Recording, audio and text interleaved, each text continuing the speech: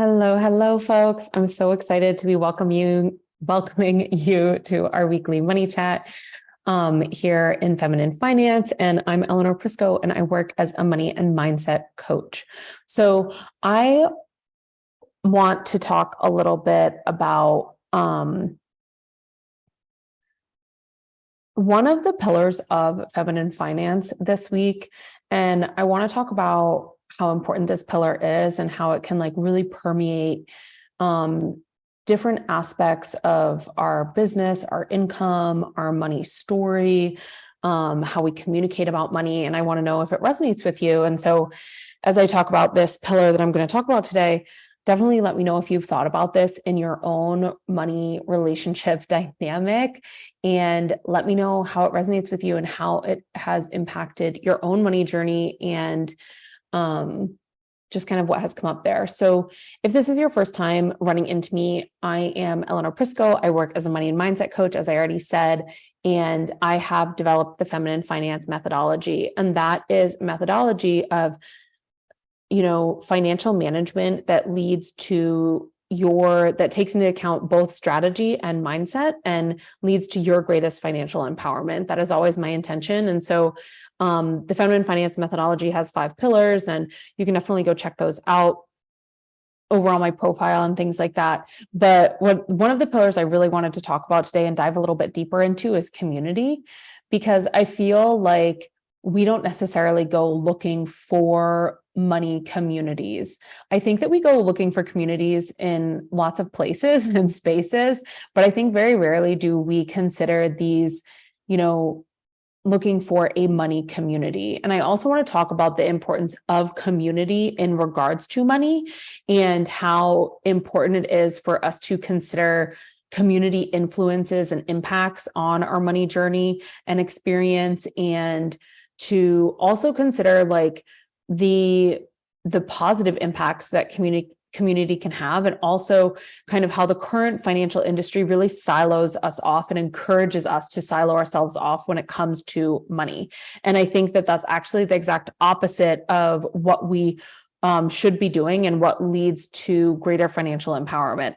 So let me talk a little bit about how I see the current financial industry siloing us off, right? And kind of cutting us off from community. So definitely something that I know myself have experienced and other people in my community have experienced is, siloing off when it comes to your financial experience, right?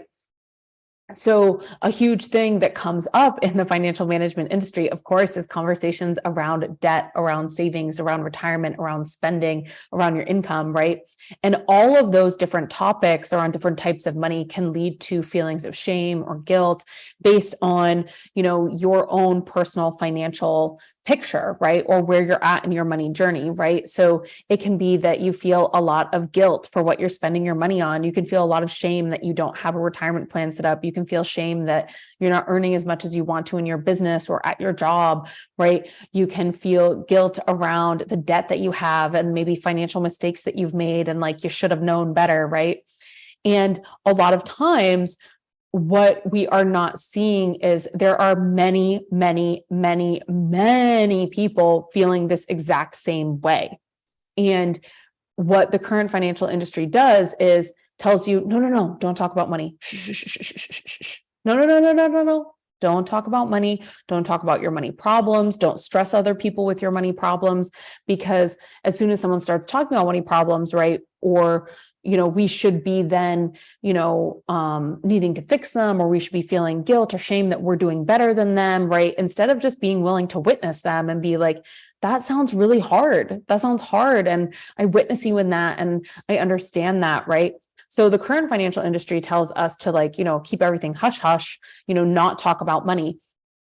And it leads to kind of these really sticky, dark feelings that come up for people around talking about money. There's so much shame in talking about money and talking about your income and talking about your spending and talking about the structure of your business, right? Because it's all not measuring up to these particular standards that might not even have any association with, things that you like, that even align with your values, right? They could be all geared towards profit, and you could be wanting to share profit with your staff or team, or you could be wanting to just create a certain level of financial independence and stability for yourself, right? So let me know, when it comes to your income levels, what are you looking to create? What is considered financially stable in your mind? Because I think it can be really encouraging for people to see in the comments, like, oh, you know what actually feels stable to me is like, I want 100K. Like, I'm not reaching for these, a $1 million business or these 7-figure businesses.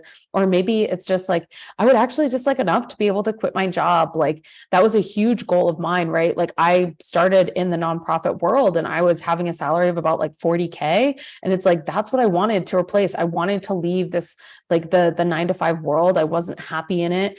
And I wanted to be helping people. And it felt like I wasn't in the corporate work that I was doing. And so it was like, at that first intention and goal for me was financial stability or independence. And that came at like a 40K salary mark, right?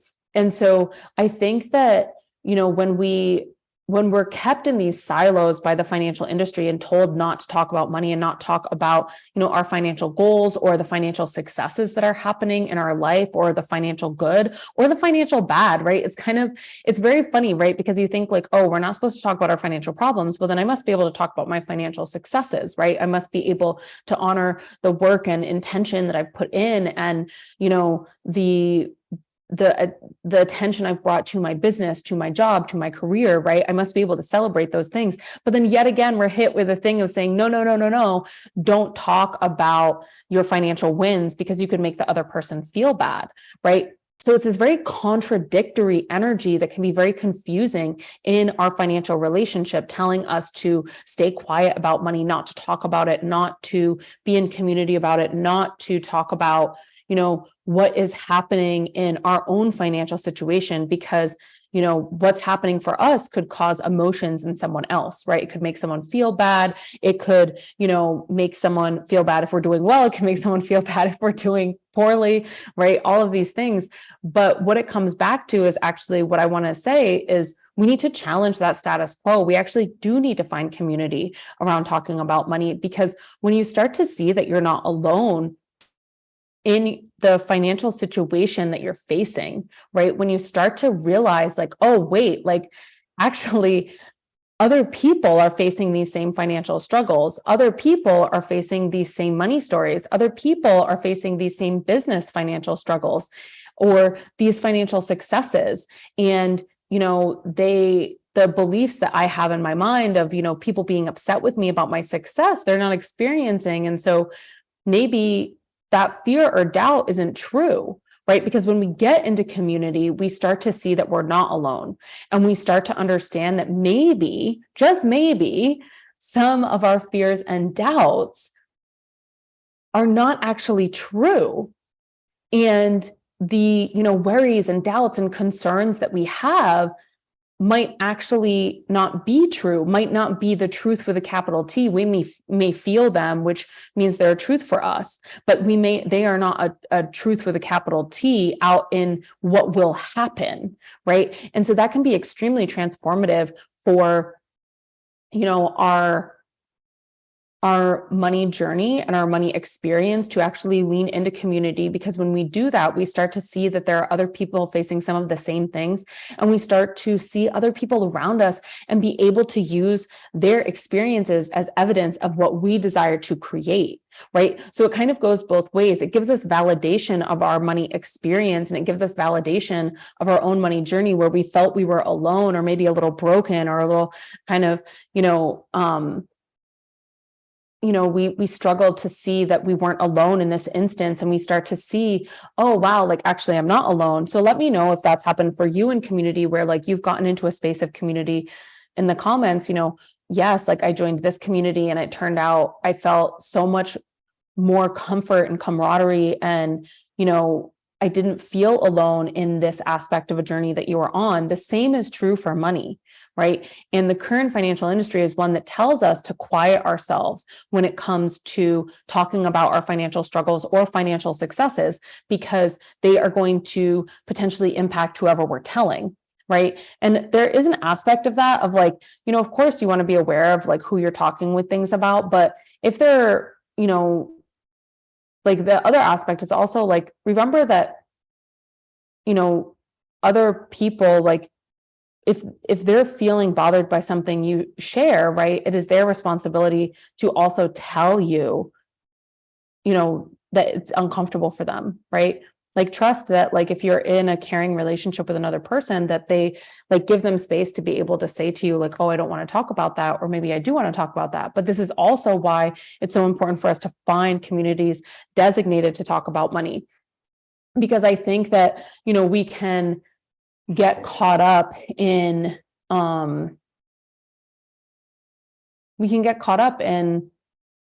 thinking that we're really alone in this journey, and we're not, right? There are other people facing some of the same challenges that you're facing in your business around what to offer next and what the price should be, and how to manage their finances appropriately, and which retirement account to start, or how to start their savings, right?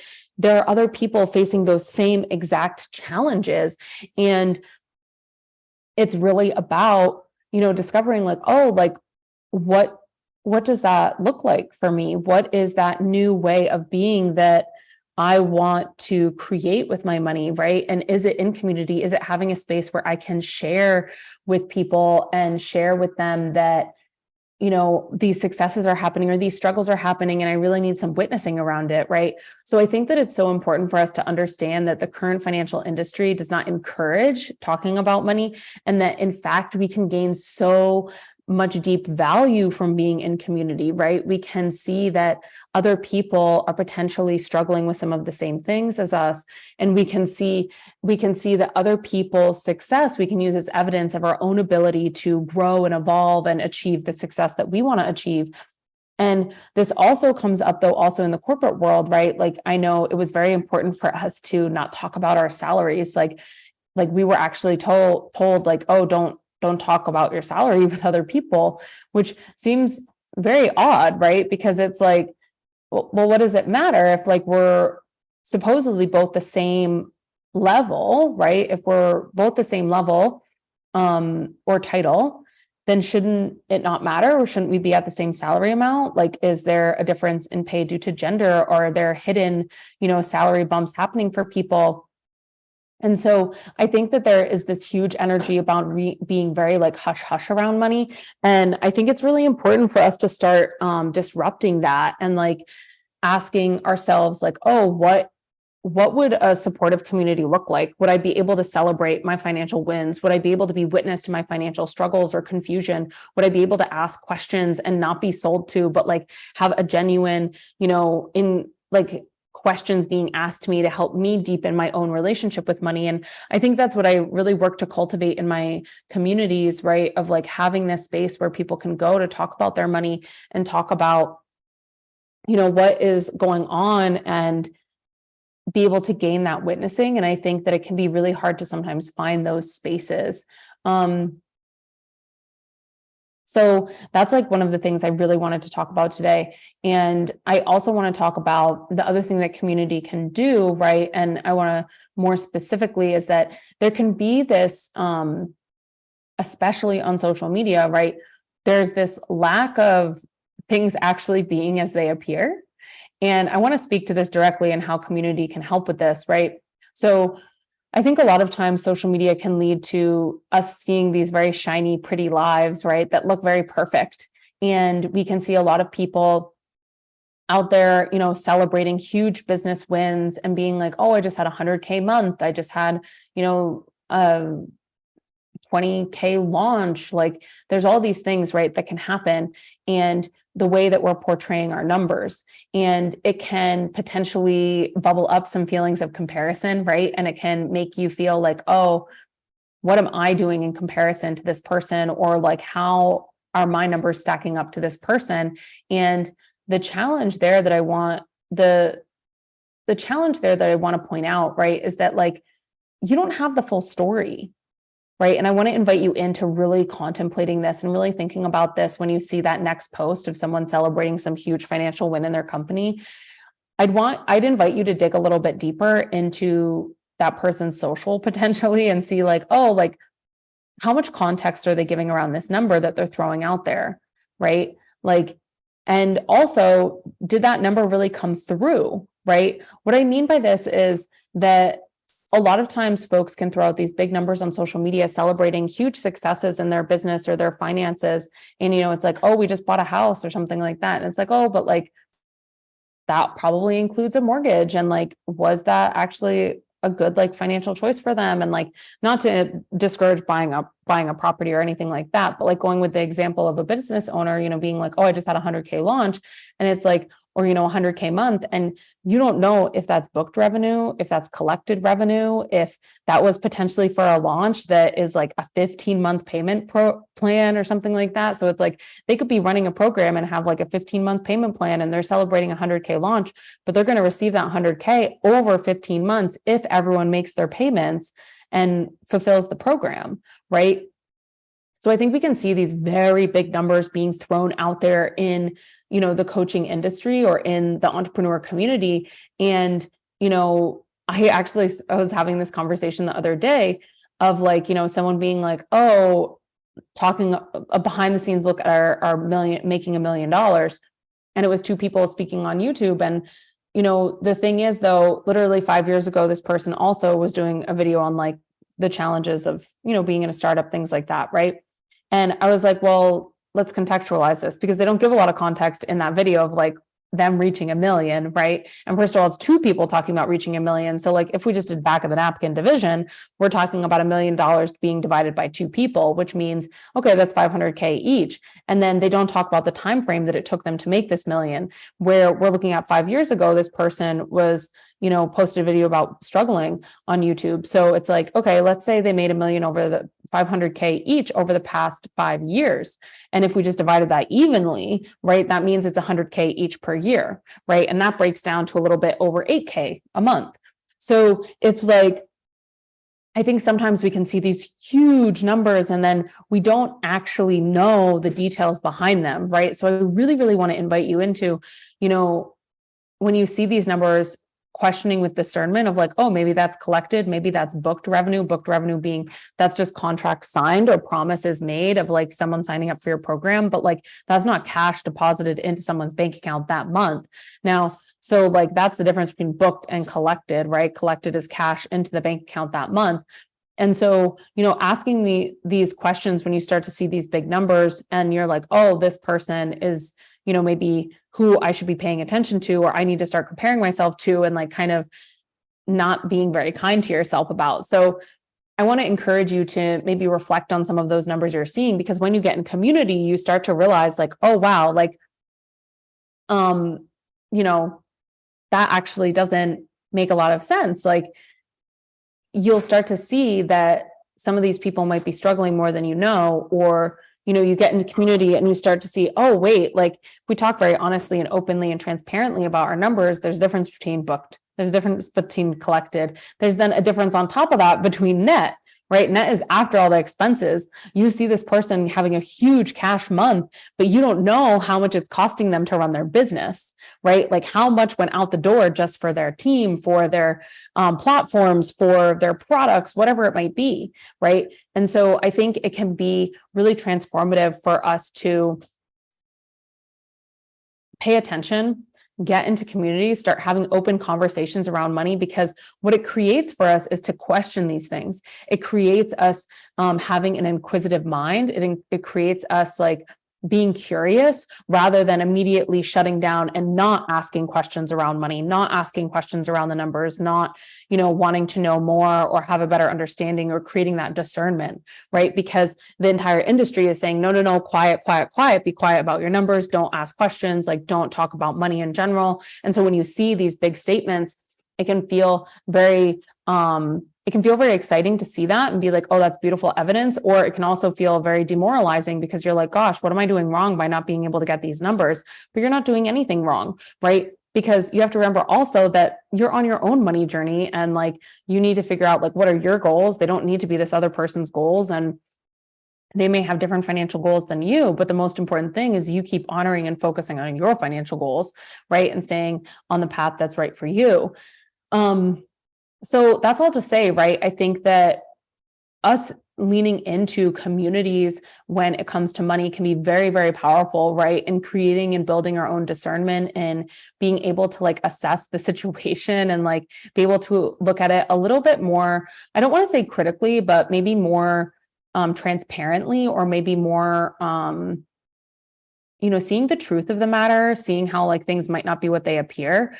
And having that opportunity to do so. And we can really start to see as well that like we're not as alone as we think we may be in our money journey. So let me know in the comments if this resonates with you. Let me know if you've been in a money community that feels really good, and let me know like what are the financial goals you have and like how you want to show up in your own money journey and like your income goals and all of those aspects. Like let me know below, and think about like, oh, what community would actually help support that, right? Would I want to be in a community of other female entrepreneurs? Would I want to be in a community of other people transforming their financial relationship, right? Like really think about those things and think about, would it be good to foster that community? This is definitely something that's a part of Feminine Finance Academy, and I'm happy to talk with anyone about that. Just go ahead and drop me a comment or send me a DM, and I'm happy to answer questions about that program that I offer and the community that exists there. And so with that, thanks so much for joining me for our money chat this week. And I will see you next week for another money chat. Until then, I'll see you just on the regular posting. Bye.